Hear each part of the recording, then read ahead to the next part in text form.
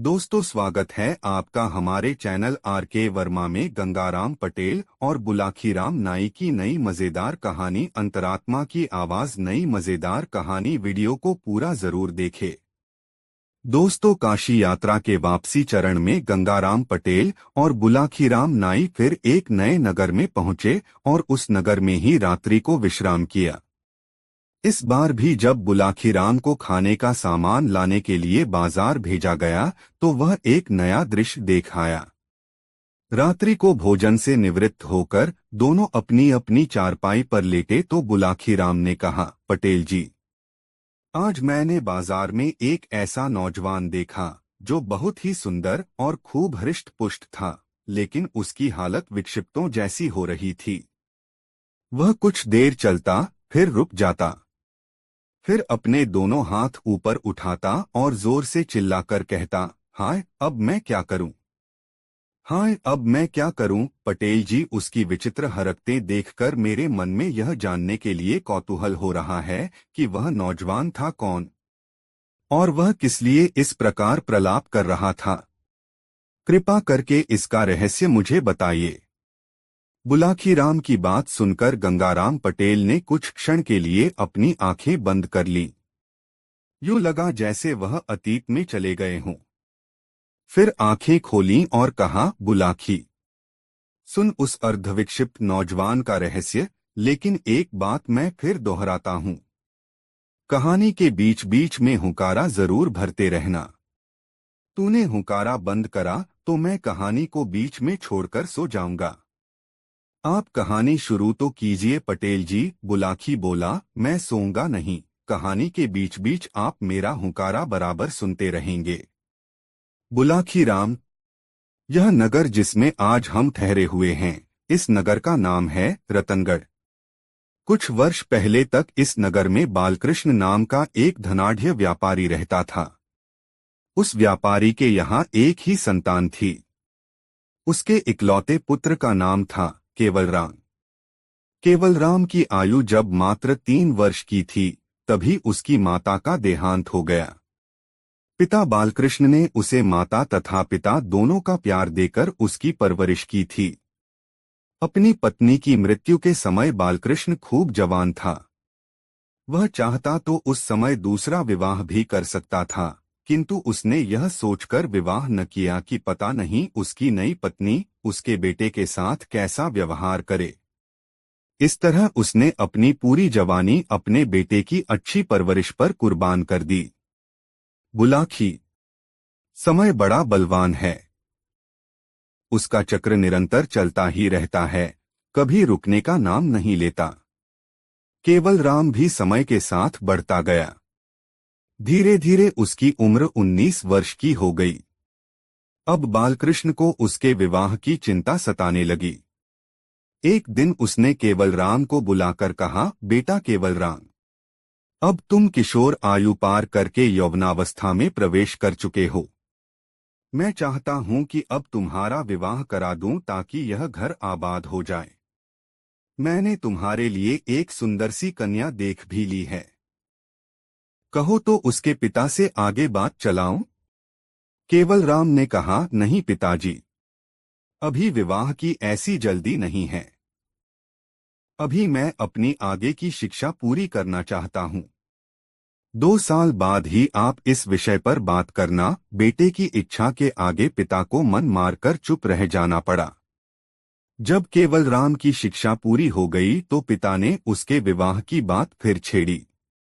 केवलराम कहने लगा, पिताजी, अभी इस विषय पर थोड़ा धीरज ही रखिए। पहले मैं आपसे व्यापार के गुर तो सीख लूं। जब व्यापार करने में पारंगत हो जाऊं तब आप मेरा विवाह कर देना। बेटा जवान हो चुका था, उसकी बात का भी तो मान रखना था। आत्हे बुलाखी, बालकृष्ण को फिर से खामोश हो जाना पड़ा। बात फिर से आगे के लिए टल गई। एक बार केवलराम को अपने व्यापार के लिए किसी दूसरे राज्य में जाना पड़ गया।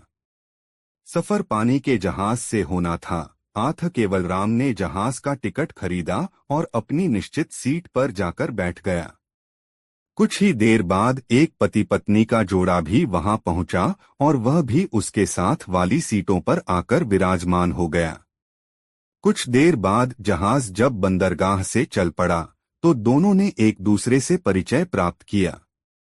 केवलराम ने अपना नाम बताया और कहा कि वह व्यापार के सिलसिले में एक दूसरे राज्य को जा रहा है। दूसरे नौजवान ने बताया कि हम पति पत्नी भी व्यापार के सिलसिले में ही अमुक नगर में जा रहे हैं। बुलाखी। उस दूसरे व्यापारी की पत्नी बहुत खूबसूरत थी। केवलराम पहली ही नजर में उसकी ओर आकर्षित हो गया। व्यापारी की वह जवान पत्नी भी केवलराम के शरीर सौष्ठव और उसकी सुंदरता पर मुग्ध होकर उसकी तरफ आकर्षित हो गई। इस तरह दोनों ही एक दूसरे को चाहने लगे और व्यापारी की नजर बचाकर एक दूसरे से मिलने लगे। जहाज का सफर कई दिनों का था, आठ वे दोनों कई बार मिले। अंत में जब सिर्फ एक दिन का सफर बाकी रह गया तो उस व्यापारी की पत्नी ने कहा, केवलराम, कोई ऐसा स्थायी उपाय करो जिससे कि हम दोनों आजीवन साथ रहते रहें। अब तुम्हारा वियोग मुझसे बर्दाश्त नहीं होगा। राधिका। यह सुनकर केवलराम उस व्यापारी की पत्नी, तो मैं भी ऐसा ही है।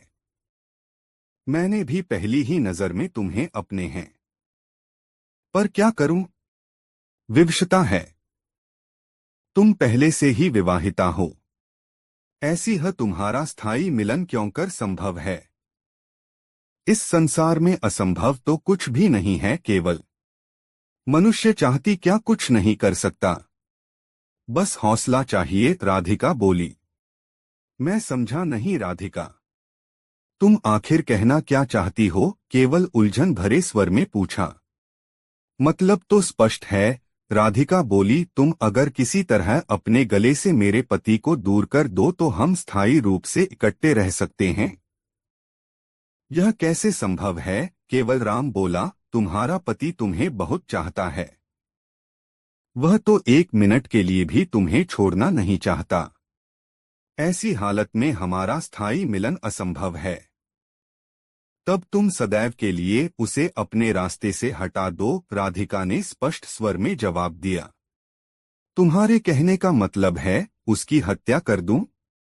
नहीं राधिका, तुम्हें पाने की खातिर मैं मानवहत्या जैसा घृणित कार्य कभी नहीं कर सकता। केवलराम ने कहा। अरे कैसी कायरों जैसी बातें करते हो? राधिका ने उसे उकसाया। प्रेसी को पाना भी चाहते हो और जोखिम उठाने से भी डरते हो। जानते हो, अपनी प्रेसी को प्राप्त करने के लिए तो प्रेमियों ने बड़े बड़े युद्ध लड़े हैं। वे सब बीते युग की बातें हैं। राधिका, सच बात तो यह है कि मैं एक धर्मपरायण व्यक्ति हूँ। मेरे घर के संस्कार हमेशा से धर्म के प्रति सहिष्णु रहे हैं। तुम आदमी को मारने की बात कर रही हो। मैं तो किसी चींटी की भी हत्या नहीं कर सकता। केवलराम ने कहा। तब बात कैसे बनेगी? राधिका सोच में पड़ गई। फिर उसने कहा, ठीक है, मैं सोच लूंगी कोई उपाय। पर तुम बाद में अपना तो लोगे न? यह भी कोई कहने की बात है। केवलराम बोला। तुमने तो मेरे तन और मन दोनों पर अधिकार कर लिया है। तुम्हारे बिना तो अब मैं जीने की कल्पना भी नहीं कर सकता। बुलाखी। उसी रात राधिका ने उस समय जब उसका पति गहरी नींद में सोया पड़ा था, तलवार से उसका सिर काट दिया और शोर मचाने लगी कि अरे लोगों आओ, मेरी सहायता करो, किसी बदमाश ने मेरे पति को मार डाला। उसके चीखने चिल्लाने की आवाजें सुनकर जहाज के यात्री वहां एकत्र हो गए और राधिका के पति की हत्या और राधिका का विलाप सुनकर बहुत दुखी हुए। तब कातिल की बहुत खोज की गई किंतु उसका कोई पता न चला। केवलराम को राधिका पर शक तो जरूर हुआ कि शायद उसी ने अपने पति की हत्या की है, लेकिन पूरा विश्वास उसे भी न आया। उसे भी राधिका के पति की मौत पर बहुत दुख हुआ। जलियान जब बंदरगाह पहुंचा तो जहाज के सभी यात्री जहाज से उतरकर अपने अपने गंतव्य स्थान को चले गए। राधिका अपने सामान सहित केवलराम के साथ चल पड़ी। केवलराम जिस स्थान पर ठहरा था उससे कुछ दूर एक सराय में उसके ठहरने की व्यवस्था करा दी। राधिका ने जब उससे यह जिद की कि वह तो उसके साथ ही ठहरेगी तो केवलराम ने कहा, राधिका, कुछ दिन तुम यहीं ठहरो। हम साथ साथ ठहरे तो लोगों को यह संदेह हो जाएगा कि शायद तुम्हारे पति की हत्या कराने में मेरा ही हाथ है। मैंने ही तुम्हें पाने की खातिर शायद तुम्हारे पति का खून करा दिया है। अतः हमारा कुछ दिन अलग अलग रहना बेहद जरूरी है। बस तुम कुछ दिन और इंतजार कर लो। लौटती बार तुम्हें अपने साथ ही लेकर चलूंगा और अपने शहर में पहुंचते ही तुम्हारे साथ विवाह कर लूंगा। केवलराम की बात तर्कसंगत थी, अतः राधिका मान गई। दोनों अलग अलग स्थानों पर ठहर गए। बुलाखी। राधिका एक कामुक प्रवृत्ति की स्त्री थी। 3 दिन तो उसने किसी तरह केवलराम से अलग रहकर काट लिए, किंतु चौथे दिन वह रात के समय उसके कक्ष में आ धमकी। उस रात दोनों का शारीरिक मिलन हुआ तो आनंद के अतिरेक में राधिका ने केवलराम को यह बता दिया कि उसके पति की हत्या स्वयं उसी ने की थी। राधिका के मुख से यह बात सुनकर केवलराम के दिल पर गहरा आघात लगा। वह सोचने लगा कि जो स्त्री अपने पति की सगी नहीं हुई वह उसकी सगी कैसे रहेगी। अपने पति के साथ तो इसने अग्नि को साक्षी मानकर 7 फेरे लिए थे। जब यह उसकी होकर ही नहीं रही तो मेरे साथ कैसे रह लेगी। कल को इसे मेरे से भी अच्छा कोई युवक मिल गया तो यकीनन यह रात को सोते समय मेरा भी गला रेत देगी और अपने नए प्रेमी के साथ चली जाएगी। बस उसी दिन से केवल के दिमाग में यह बात बैठ गई कि राधिका के पति की हत्या का मूल कारण वह स्वयं है। न मैं राधिका की तरफ आकर्षित होता और न राधिका मेरे प्रेम में फंसकर अपने पति की हत्या करती। बुलाखी। केवलराम दिन रात इसी पश्चाताप की अग्नि में जलने लगा।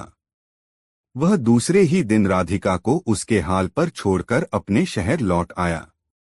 तब से एक ही बात उसके मुंह से निकलती रहती है, हाय अब मैं क्या करूं, हाय अब मैं क्या करूं। सोहे बुलाखी। आज शाम तूने जिस विक्षिप्त व्यक्ति को देखा था वह केवलराम ही था। अपने शहर में आकर भी उसे चैन नहीं मिला है। उसकी आत्मा उसे बार बार धिक्कारती है। इसी कारण उसकी हालत विक्षिप्तों जैसी हो गई है। इतना कहकर पटेल ने कुछ क्षण के लिए विराम लिया, फिर बोले, उम्मीद है अब तेरी शंका का निवारण हो गया होगा। अतः अब स्वयं भी सो रहा और मुझे भी सोने दे। रात काफी बीत चुकी है। बुलाखीराम की शंका का निवारण हो चुका था।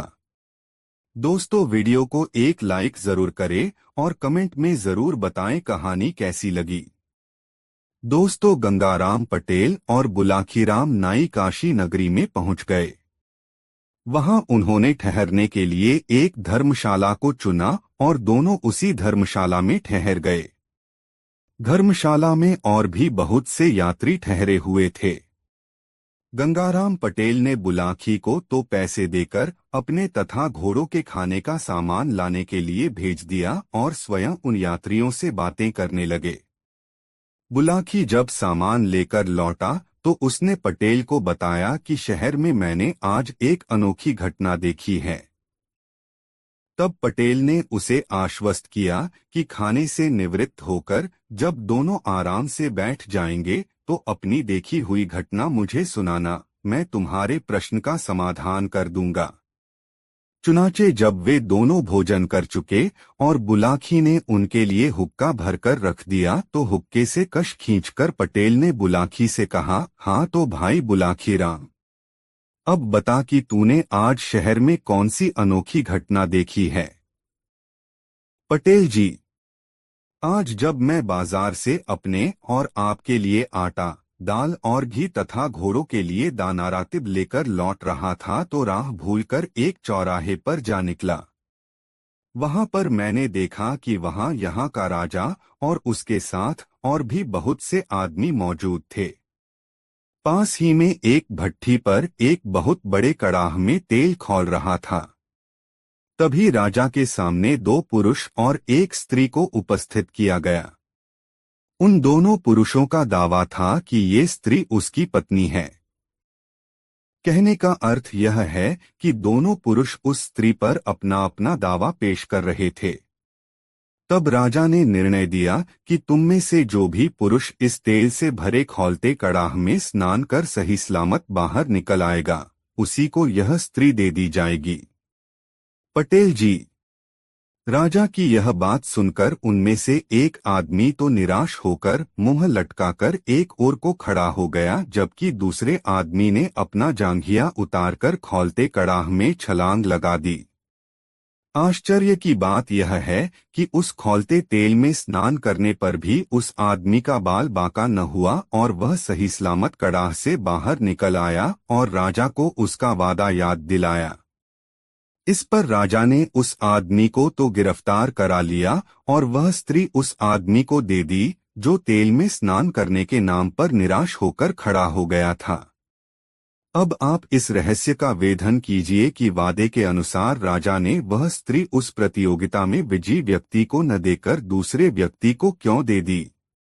यह सुनकर पटेल बोले, बुलाखी, इस रहस्य को जानने से पहले यह सुन कि वे दोनों आदमी कौन थे, तभी सारी बातें तुझे आराम से समझ में आएंगी। यहाँ से काफी दूर के फासले पर किशनगढ़ नाम का एक बहुत बड़ा नगर है। वहां के राजा का नाम वीरेंद्र सिंह था। राजा वीरेंद्र का एक पुत्र था जिसका नाम गजेंद्रपाल सिंह था। गजेंद्रपाल का जैसा नाम था वैसा ही वह शक्तिशाली भी था। आए दिन वह आखेट करने के लिए वनों में जाता रहता था। एक दिन राजकुमार आखेट करने के लिए वन में गया तो लौटते समय बड़ी भयानक आंधी में घिर गया। आंधी के कारण वह अपना कार्य भूल गया और एक दूसरे रास्ते पर चल पड़ा। राजकुमार को अपनी इस भूल का पता तब चला जब वह अपने नगर में पहुंचने के स्थान पर एक अन्य नगर में पहुंच गया। राजकुमार ने जब उस नगर के निवासियों से उस स्थान की जानकारी चाही तो उन्होंने बताया कि वह इस समय कामरूप राज्य में है, जो एक बड़े देश चीन के बिल्कुल निकट है। यह जानकर राजकुमार को भारी आश्चर्य हुआ। कामरूप तो उसके राज्य से बहुत दूर था। इतनी जल्दी वह कामरूप में कैसे आ पहुंचा? लेकिन फिर उस भयंकर आंधी की याद हो आई। आंधी इतनी तेज थी कि कुछ कदम के फासले पर भी उसे कुछ दिखाई न देता था। हो सकता है वह उसी आंधी में उड़कर यहाँ तक आ पहुंचा हो। कुछ भी हो, अब तो उसे इस स्थिति का सामना करना ही पड़ेगा। ऐसा विचार कर उसने मन में धैर्य धारण किया और नगर में घूमने लगा। यहाँ एक और भी परेशानी उसके सामने आ खड़ी हुई। इस नगर के अधिकांश निवासी यहाँ की स्थानीय भाषा बोलते थे, जो राजकुमार की समझ में नहीं आती थी, लेकिन कुछ दिनों तक वहाँ रहकर राजकुमार ने उनकी भाषा सीख ली और वह टूटी फूटी स्थानीय भाषा में वार्तालाप करने लगा। एक दिन जब वह शहर में घूम रहा था तो उसने एक जगह 2 व्यक्तियों को आपस में लड़ते देखा। दोनों के हाथों में लंबे लंबे चाकू थे और वे एक दूसरे के बार को बचाकर दूसरे पर हमला करने की कोशिश कर रहे थे। वहां बहुत से तमाशबीन भी खड़े थे। राजकुमार भी उन तमाशबीनों में जाकर खड़ा हो गया। इसी बीच राजा का रथ वहां से गुजरा। राजा ने जब उन व्यक्तियों को लड़ते देखा तो उसने अपने कुछ सैनिक उन दोनों व्यक्तियों को पकड़ने के लिए भेज दिए। सैनिकों ने उनके पास पहुंचकर उन्हें एकंगना चाहा तो वे दोनों सैनिकों से भी भिड़ गए और सैनिकों को घायल करके वहां से भाग गए। राजकुमार ने जब तमाशबीनों से उनके विषय में पूछा तो उसे बताया गया कि ये दोनों नगर के नामी गुंडे हैं। ये इतने खूंखार हैं कि सैनिक भी इन्हें पकड़ने से डरते हैं।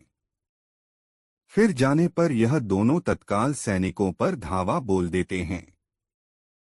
फुर्तीले इतने हैं कि पकड़ में नहीं आते और बात की बात में बहुत दूर जा निकलते हैं। यह सुनकर राजकुमार उस नगर के राजा के पास पहुंचा और उससे कहा, राजन, यदि आप आदेश दें तो मैं उन दोनों गुंडों को पकड़कर आपके सामने प्रस्तुत कर सकता हूं। यह सुनकर राजा ने गौर से उसकी ओर देखा और बोला, कोई परदेशी मालूम होते हो, तभी ऐसा दावा कर रहे हो? हाँ राजन, राजकुमार ने कहा, परदेशी तो जरूर हूं, किंतु मेरा दावा झूठा नहीं है। मैं अपनी बात को सत्य करके दिखला सकता हूं। तब फिर हमारा आदेश है कि उन्हें पकड़कर हमारे समाने ले आओ। यदि तुम ऐसा कर सके तो हम तुम्हें पुरस्कारों से लाद देंगे। आदेश मिलने की देर थी कि राजकुमार विद्युत गति से उस ओर दौड़ पड़ा जिधर वे दोनों गुंडे सैनिकों को घायल कर अपने चाकू चमकाते हुए भाग निकले थे। राजकुमार को मल्ल विद्या का अच्छा ज्ञान था। उसके गुरु ने उसे ऐसे ऐसे दांवपेच सिखा रखे थे कि वह 100 आदमियों पर भी भारी पड़ सकता था। बात की बात में वह उन गुंडों के पास पहुंचा और हुंकार भरते हुए गुंडों से भिड़ गया। बड़ी चपलता से पहले तो उसने उन दोनों के चाकू छीने, फिर उन्हें लात घूंसों और मुक्कों पर रख लिया। कुछ ही देर में दोनों गुंडों के कसबल ढीले हो गए। किसी चूहे की भांति उनकी गरदनें पकड़े उन्हें साथ लेकर राजकुमार राजा के पास लौट आया और दोनों गुंडे राजा के सैनिकों के हवाले कर दिए। राजकुमार का ऐसा पराक्रम देखकर वहां का राजा बहुत खुश हुआ। वह राजकुमार को अपने महल में ले आया। वहां उसने राजकुमार की बहुत खातिर की और फिर उसका परिचय पूछा। राजकुमार ने जब उसे यह बताया कि वह भी एक राजा का बेटा है, तब तो राजा को और भी खुशी हुई। वह अपनी बेटी के विवाह के लिए बहुत चिंतित रहता था। उसकी इच्छा थी कि उसकी बेटी का विवाह किसी ऐसे नौजवान के साथ हो जो बुद्धि और पौरुष दोनों में ही बेमिसाल हो। उसे ये दोनों गुण इस युवक में नजर आए। एक दिन राजा शिकार करने के लिए निकला। अपने साथ वह राजकुमार गजेंद्रपाल सिंह को भी ले गया। जंगल में एक सिंहों का समूह उन्हें नजर आया। राजा ने सिंह का शिकार करने की इच्छा से अपना घोड़ा उन्हीं सिंहों के समूह की ओर दौड़ा दिया। राजकुमार भी कहाँ पीछे रहने वाला था। शिकार करना तो उसका प्रिय शौक था, अतः वह भी भाला और तलवार लेकर राजा के पीछे पीछे अपने घोड़े को दौड़ाता हुआ चल पड़ा। राजा को घोड़ा दौड़ाते हुए अपनी तरफ आते देखकर सिंहों का समूह चौकन्ना होकर खड़ा हो गया। उनमें से जो दुर्बल सिंह थे वह तो पीछे मुड़कर भाग लिए, लेकिन जो बलवान सिंह थे वे मुकाबला करने को तत्पर हो गए। राजा ने निशाना बांधकर अपना भाला एक सिंह पर चलाया। निशाना चूक गया। भाला सिंह के शरीर को छूता हुआ भूमि में जा गड़ा। क्रोधित होकर सिंह ने उछाल भरी और अपने पंजे की जोरदार थाप घोड़े की थूथन पर जमा दी। वार इतना करारा था कि घोड़ा लड़खड़ा गया। घोड़े के लड़खड़ाने से राजा का संतुलन बिगड़ गया और वह भूमि पर आ गिरा। तभी दूसरा सिंह राजा पर झपट पड़ा। राजा ने फुर्ती से उठकर म्यान में रखी अपनी तलवार निकालनी चाहिए, लेकिन तभी सिंह के पंजे की एक करारी चोट उसे लगी और वह उछलकर दूर जा गिरा। तत्काल ही उसे मूर्छा आ गई। तब तक राजकुमार भी सिंहों के पास पहुंचा। एक सिंह अभी राजा पर झपटने की तैयारी कर ही रहा था कि राजकुमार का फेंका हुआ भाला सनसनाता हुआ उसकी छाती में पैवस्त हो गया। सिंह ने एक भयंकर दहाड़ मारी और वह भूमि पर लोटपोट होने लगा। दूसरा सिंह भी झपटने ही वाला था कि राजकुमार ने उसकी थूथन पर तलवार का वार कर दिया। सिंहों की थूथन उनकी सबसे संवेदनशील जगह होती है, अतः थूथन पर वार होते ही सिंह एकदम घबराकर पीछे हट गया। एक बार उसने अपने साथी सिंह को भूमि में लोटपोट होते देखा और फिर भयभीत होकर घनी झाड़ियों की ओर दौड़ लगा दी। राजकुमार गजेंद्रपाल घोड़े से उतरा। घोड़े की पीठ पर मौजूद छागल से पानी निकाला और राजा के मुंह पर पानी के छींटे मारे। जल के छींटे लगने से राजा को होश आ गया और वह उठकर बैठ गया। उसने कृतज्ञता भरी दृष्टि राजकुमार पर डाली। राजकुमार बोला, उठिए राजन, आज आपने शेर का शिकार कर लिया है।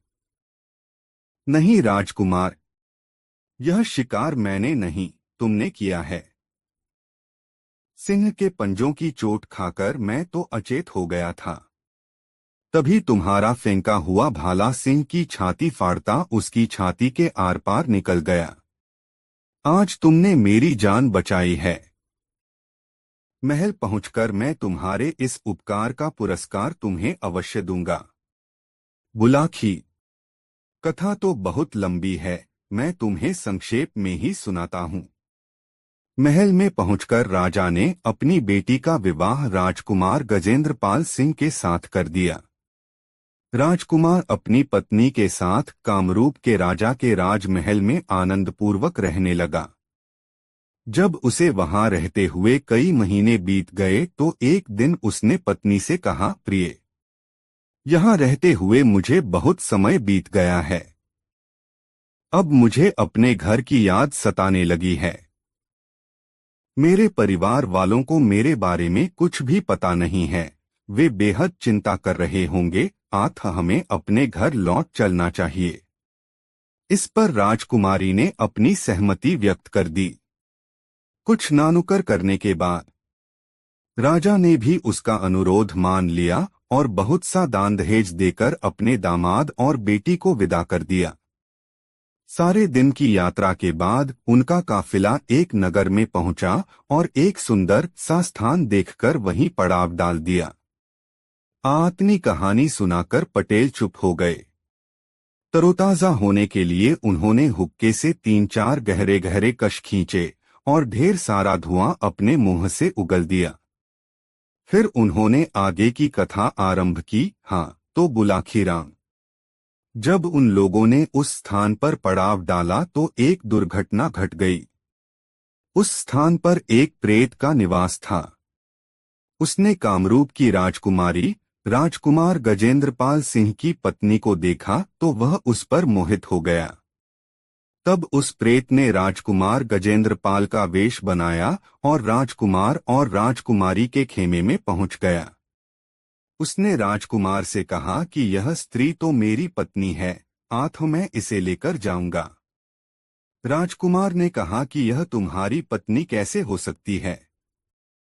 यह तो मेरी पत्नी है। मैं इसे विवाह कर लाया हूं। इस पर दोनों में हाथापाई होने लगी। शोरगुल सुनकर सभी नौकर चाकर वहां पहुंच गए।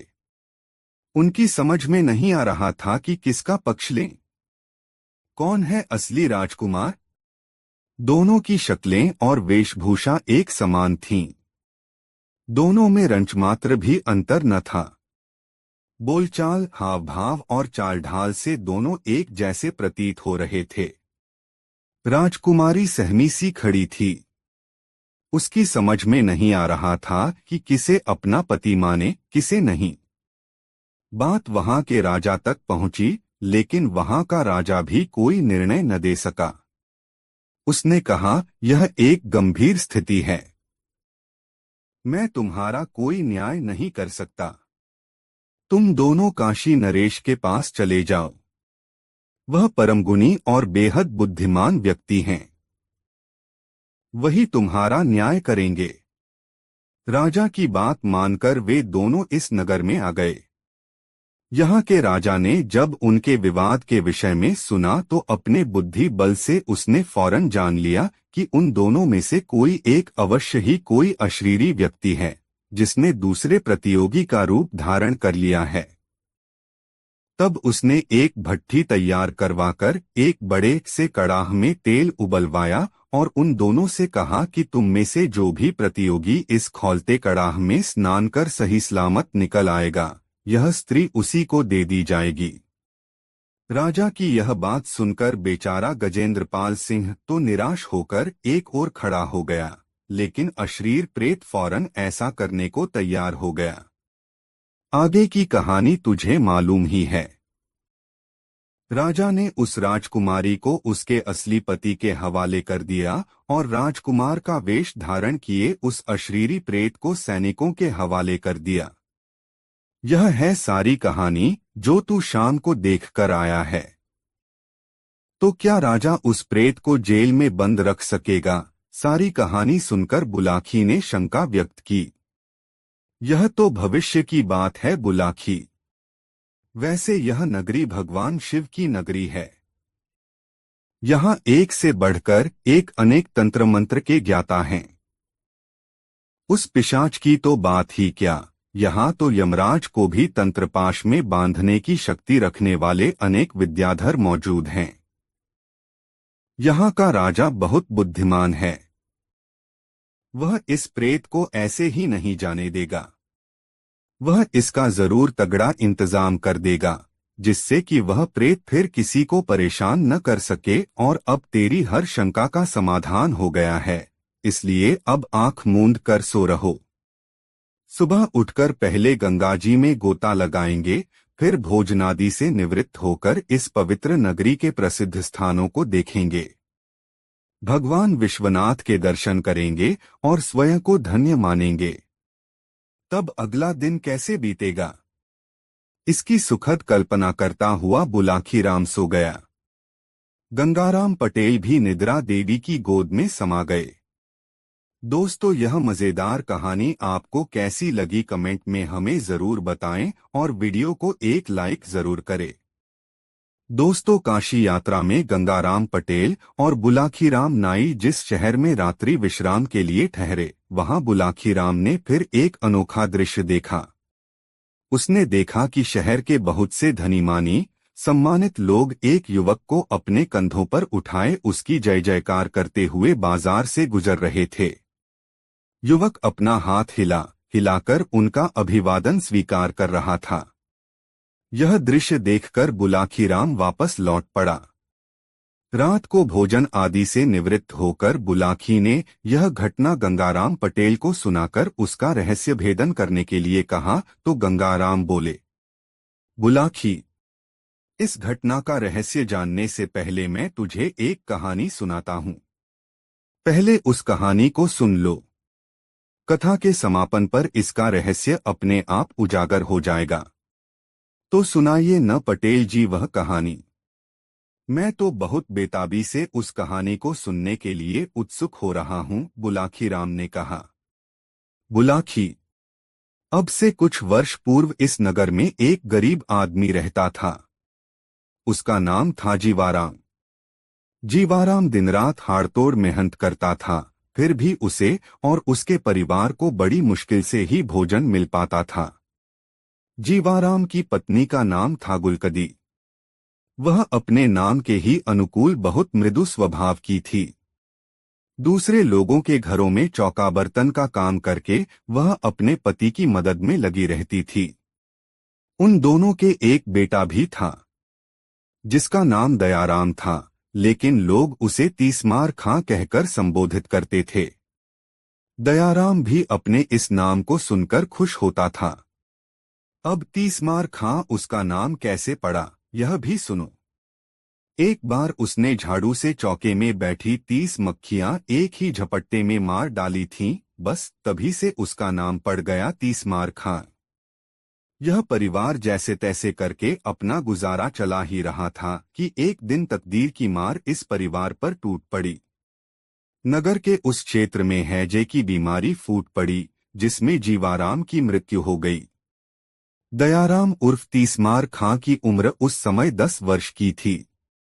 पति की मृत्यु के बाद कुछ दिन तक तो गुलकंदी अपने पति द्वारा जोड़ी हुई थोड़ी सी संचित पूंजी से अपने परिवार का भरण पोषण करती रही, लेकिन जब सारी पूंजी समाप्त हो गई तो वह भी अपने पति की तरह मेहनत मजदूरी करके अपने परिवार का पेट पालने लगी।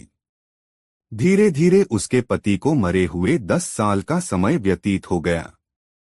तीसमार खां 20 साल का एक गबरू युवक बन गया। उसकी माता ने एक दिन उसे समझाया, बेटा दयाराम, अब तू 20 वर्ष का हो चुका है।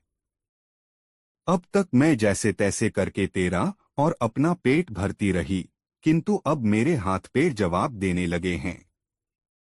अब तुझे चाहिए कि कहीं नौकरी या मेहनत मजदूरी का काम पकड़ ले और परिवार को चलाने में मेरी मदद कर।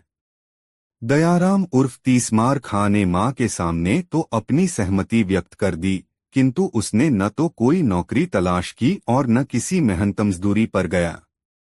जाता भी तो कैसे? दरअसल वह एक आलसी और कामचोर व्यक्ति बन गया था। वह नौकरी करना ही नहीं चाहता था, क्योंकि मां की कमाई से उसके खाने पीने का प्रबंध हो ही जाता था। लेकिन कुछ समय बाद उसकी मां ने जब उसे ज्यादा प्रताड़ित किया तो वह कोई नौकरी ढूंढने के लिए तैयार हो गया। एक दिन वह राज दरबार में पहुंच गया। वहां उसने हाथ जोड़कर राजा से विनती की, अन्नदाता, मैं आपके राज्य का एक बेरोजगार युवक हूं। मैं आपसे यह विनती करने के लिए आया हूं कि आप मुझे कोई नौकरी दे दीजिए। कोई और दिन होता तो राजा उसे दुत्कार देता। ऐसे न जाने कितने बेरोजगार नौजवान रोज ही उसके दरबार में नौकरी पाने की फरियाद करने के लिए आते थे, लेकिन आज के दिन राजा विशेष रूप से प्रसन्न था। उसकी रानी ने उसे बताया था कि शीघ्र ही उसकी कोख से उसकी संतान जन्म लेने वाली है, इसलिए उसने बड़े विनोद भरे भाव में कहा, दे देंगे भई, तुम्हें नौकरी भी दे देंगे, पर पहले अपना नाम तो बताओ। यह भी बताओ कि तुम्हारे अंदर विशेषता क्या है। अन्नदाता तीसमार खां ने कहा, लोग मुझे तीसमार खां के नाम से पुकारते हैं। अब मेरा यह नाम कितना सार्थक है, यह तो वक्त आने पर ही पता चलेगा, पर मैं आपको यह विश्वास दिलाता हूं कि जब भी आप मुझे कोई असंभव काम सौंपेंगे, मैं दिलोजान से उसे पूरा करने की कोशिश करूंगा। ठीक है, राजा बोला, आज से हमने तुम्हें राजकीय सेवा के लिए नियुक्त किया। तुम्हारा वेतन होगा 100 रुपये प्रतिदिन। किसी दिन वक्त आने पर हम तुम्हारे कौशल का इम्तिहान लेंगे। इस तरह तीसमार खां राजकीय सेवा में नियुक्त हो गया। बढ़िया वेतन और कामधंधा कुछ नहीं। तीसमार खां के तो पौ 12 हो गए। कुछ ही दिनों में उसने अपना पुराना कच्चा मकान तुड़वाकर रहने के लिए शानदार हवेली बनवा ली। उसकी मां ने भी अब दूसरों के यहाँ काम पर जाना छोड़ दिया और संभ्रांत गृहिणियों की तरह अपने घर में रहने लगी। लेकिन तीसमार खां की उन्नति से अनेक राजदरबारी उससे ईर्ष्या करने लगे। वे सोचने लगे कि कब मौका मिले और कब तीसमार खां को नीचा दिखाएं। संयोगवश शीघ्र ही एक मौका उनके हाथ लग भी गया। राज्य के एक हिस्से में कई दिनों से कुछ डाकू सक्रिय हो गए थे। उन्होंने लूटपाट आरंभ कर दी थी। राजा के सिपाही उन्हें पकड़ने में नाकामयाब हो रहे थे। डाकुओं का हौसला इतना हो गया कि ये लोग अब दिनदहाड़े डाका डालने लगे थे। राजा का प्रशासन इनके सामने असहाय होकर रह गया था। जब जनता में त्राहित्राही मचने लगी और वहां के लोग फरियादें करने राजा के पास पहुंचने लगे तो राजा ने अपनी राजसभा बुलाई और दरबारियों से सलाह ली कि उन डाकुओं को कैसे पकड़ा जाए। इस पर गहन मंथन होने लगा। किसी ने राय व्यक्त की कि वह सारा इलाका सेना के हवाले कर दिया जाए। किसी ने कहा कि डाकू पकड़कर शासन के हवाले कर देने वालों के लिए भारी इनाम देने की घोषणा करा दी जाए। किसी ने कुछ राय दी तो किसी ने कुछ। तभी राजा के एक मंत्री ने, जो तीसमार खां से द्वेष रखता था, राजा से कहा, अन्नदाता, यह काम तीसमार खां को सौंप दीजिए। उसे आपने नौकरी भी इसी शर्त पर दी थी कि वह असंभव कामों को कर दिखाएगा। बहुत समय से वह राजकोष से मुफ्त में अपना वेतन ले रहा है। अब समय आ गया है कि उसकी योग्यता की परख कर ली जाए। यह विचार राजा को पसंद आया।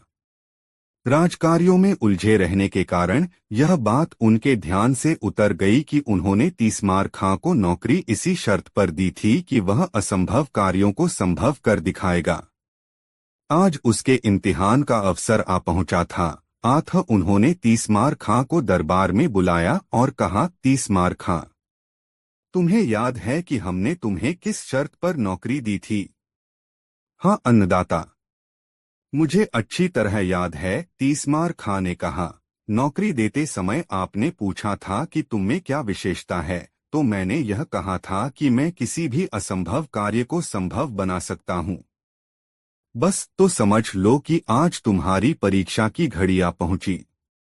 देश के दक्षिणी क्षेत्र में जाओ और वहां के लोगों में भय का वातावरण पैदा कर रहे डाकू दलों का सफाया कर दो। इस काम के लिए तुम जितने सैनिक चाहो तुम्हें उपलब्ध करा दिए जाएंगे। दोस्तों, वीडियो को एक लाइक जरूर करें। ठीक है अन्नदाता, मैं कल ही दक्षिण की ओर रवाना हो जाऊंगा और इस काम के लिए मुझे किसी सैनिक की आवश्यकता भी नहीं है।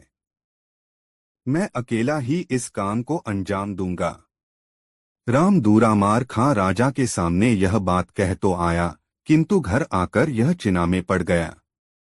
तलवार की तो बात ही छोड़िए, उसने तो कभी सुई तक नहीं पकड़ी में पड़ गया। सका सामना होना था दुदांत लुटरों से। जब राजा के इतने सैनिक उन सुरते और हाँ पकड़ पाए तो वह कैसे पकड़ लेगा उन डाकुओं को? यही सब सोच सोच का उसकी हवा खराब होने लगी। सारी रात वह सो नहीं सका। बस इसी चिंता में घुलता रहा कि इस स्थिति का मुकाबला वह कैसे करे। किसे चिंता में पड़ा देखकर उसकी माँ भी चिंतित हो गई। उसने अपने बेटे से उसकी चिंता का कारण पूछा तो तीसमार खां ने उसे अपनी चिंता से अवगत करा दिया। अब तो उसकी माता की चिंता भी बढ़ गई। उसने कहा, बेटे, तू यह राज्य छोड़कर किसी दूसरे राज्य में चला जा। यहाँ तो तेरे लिए दोनों तरफ मौत है। डाकुओं से भिड़ेगा तो वे तुझे जीवित नहीं छोड़ेंगे, और यदि तू नाकामयाब होकर लौटा तो राजा तुझे हुक्मदुली के जुर्म में जेल में डलवा देगा। तेरी सारी संपत्ति कुर्क करा ली जाएगी। हो सकता है ऐसी हालत में राजा मुझे भी जेल में डलवा दे। हाँ माँ, ऐसा ही करना ठीक रहेगा, भयभीत स्वर में तीसमार खां ने कहा। अब तू जल्दी से मेरे लिए थोड़ा भोजन बना दे, तब तक मैं घर में रखे धन को सहेज लेता हूँ। ऐसा कहकर तीसमार खां अपने घर में रखा धन गिनकर एक थैले में भरने लगा। उसकी माता रास्ते में भोजन के लिए उसके लिए तिल के लड्डू बनाने लगी। अचानक ही कोई काम उसे याद आ गया। चाशनी बनाने का काम अधूरा छोड़कर वह उस काम को करने के लिए पड़ोस में चली गई। इसी बीच एक चूहे का पीछा करते हुए काला नाग रसोई में आ गया। उसने चूहे को पकड़ने के लिए जैसे ही उछाल मारी, वह चाशनी में गिर गया। चाशनी बहुत गर्म थी। नाग का सारा शरीर पिघलकर उस चाशनी का ही हिस्सा बन गया। कुछ देर बाद तीसमार खां की माँ वहां पहुंची। उसने जल्दी जल्दी लड्डू तैयार किए और उन्हें पोटली में बांधकर रख दिया। तीसमार खां ने भी अपनी पूंजी एक थैले में भरी और कुछ धन अपनी माता के लिए छोड़कर दोनों पोटलियां लेकर घोड़े पर सवार होकर घर से बाहर निकल गया। सारा दिन वह यात्रा करता रहा। शाम हुई तो वह किसी गांव में न ठहरकर जंगल में ही एक वृक्ष के नीचे टिक गया। घोड़ा चरने के लिए छोड़ दिया और दोनों पोटलियां वृक्ष के ऊपर एक शाखा पर टांग दी। कुछ ही देर में उसे नींद ने आ दबोचा और वह गहरी नींद में जा समाया। संयोग की बात कि जिन डाकुओं की खोज के लिए तीसमार खां जा रहा था, उसके सोते ही डाकुओं का वह दल वहीं आ पहुंचा। डाकुओं ने तीसमार खां को अकेले सोता हुआ देखा तो निश्चित भाव से उसके पास आ पहुंचे। पेड़ के नीचे बैठते ही जैसे ही एक डाकू की निगाह पेड़ पर लटकी दोनों पोटलियों पर पड़ी, वह कह उठा, अरे जरा ऊपर की ओर तो देखो, वहां दो पोटलियां लटक रही हैं। जरूर यह पोटलियां इसी सोए हुए मुसाफिर की होंगी। अपना सारा माल इसने जन पोटलियों में ही भर रखा होगा। डाकुओं के सरदार ने कहा, इन्हें नीचे उतारो। डाकुओं के सरदार के आदेश पर एक डाकू तुरंत पेड़ पर चढ़ गया और दोनों पोटलियां उतार लाया। पोटलियां खोली गईं तो एक में ढेर सारा धन और दूसरी में लड्डू भरे हुए मिले। डाकू भूखे थे। लड्डू देखते ही उनके मुंह में पानी भर आया और वे लड्डुओं पर टूट पड़े। रुपए पैसों से भरी पोटली पहले से ही डाकू सरदार ने अपने कब्जे में कर ली थी। कुछ ही देर में उन सब की हालत खराब होने लगी। तीक्ष्ण विष के प्रभाव से वे अचेत होने लगे। फिर देखते ही देखते सारे डाकुओं की मौत हो गई। भोर के समय जब तीसमार खां की नींद टूटी तो उसकी निगाह डाकुओं पर पड़ी। उसकी दोनों पोटलियां खुली हुई पड़ी थीं। पलक झपकते ही सारा मामला उसकी समझ में आ गया। मां की असावधानी से जरूर लड्डुओं में कोई विषैला तत्व गिर गया होगा, जिसे खाकर ही इन लोगों की मौत हुई है। बस फिर क्या था? उसने तलवार निकाली और उन मरे हुए डाकुओं के सिर काटने शुरू कर दिए। डाकू संख्या में 30 थे। तीसमार खां ने उन सबके सिर इकट्ठे किए और 2 बड़े-बड़े थैलों में भर लिए। डाकुओं के पास भी जो कुछ निकला वह उसने अपने कब्जे में कर लिया। फिर वह डाकुओं के धड़ वहीं पड़ा छोड़कर वापस अपने नगर में लौट आया। राजा के पास पहुंचकर जब उसने अपना कारनामा राजा को बताया तो राजा बेहद खुश हुआ। उसने तीसमार खां की बहुत प्रशंसा की, उसे ढेरों पुरस्कार दिए और उसकी तनख्वाह में बढ़ोतरी करके आदेश दे दिया कि तीसमार खां की जय जयकार करते हुए इसे सारे नगर में घुमाया जाए। इतनी कहानी सुनाकर गंगाराम पटेल ने बुलाकी नाई से कहा, थे बुलाकी राम, आज शाम तू जो नजारा देखकर आया था वह उसी समय का था। नागरिकों के कंधे पर जो व्यक्ति बैठा था वह दयाराम उर्फ तीसमार खां ही था। उसके पीछे पीछे जो लोग उसकी जय जयकार कर रहे थे वे शहर के धनी मानी व्यक्ति और राज कर्मचारी थे। उनमें वह मंत्री भी था जिसने तीसमार खां के विरुद्ध राजा को उकसाया था। अब बता, तेरी शंका का समाधान हो गया ना? हाँ पटेल जी, हो गया। अब आप भी सोइए और मैं भी सोता हूँ, कल फिर से यात्रा करनी है। दोनों ने चादरों से मुंह ढांप लिया और सोने की तैयारियां करने लगे। दोस्तों, गंगाराम पटेल बुलाखीराम नाई की यह मजेदार कहानी आपको कैसी लगी कमेंट बॉक्स में जरूर बताएं। ऐसी और नई मजेदार कहानी सुनने के लिए हमारे चैनल आरके वर्मा को सब्सक्राइब जरूर कर लें और यह वीडियो अपने मित्रों के साथ जरूर शेयर करें। वीडियो देखने के लिए धन्यवाद।